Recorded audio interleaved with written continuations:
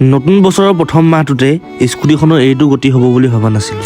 তো গাইছ, নতুন এটা মিনি ব্লগলৈ আপোনালোকক স্বাগতম জনাইছোঁ। আজি ৰাতিপুৱা ওলালোঁ স্কুটিখন ভাল কৰিবলৈ। আজি ঘৰতে পৰি থকা 3 মাহে হ'ল স্কুটিখন, আৰু ইঞ্জিনৰ প্ৰব্লেম এটাৰ কাৰণে স্কুটিখন ভাল কৰা হোৱা নাছিল, পইচাৰ অসুবিধা।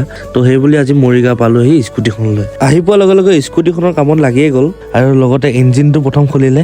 ইঞ্জিনটো খুলি পেলাই চাই যে ব্লক ষ্টনটো গ'ল, আৰু সেইটো দামেই হৈছে 4,000 মান। আৰু এণ্টক চলোৱা যদি কোনোবাই চাই আছে, এইটো ভুল কেতিয়াও নকৰিব।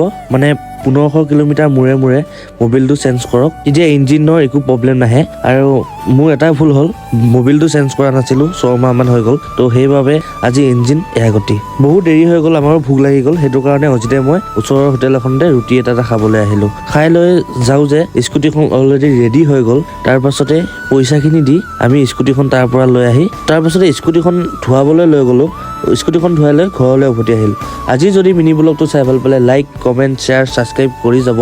আৰু যদি ইনষ্টাগ্ৰামত চাই আছে, ফ'ল'টো কৰি যাব দেই।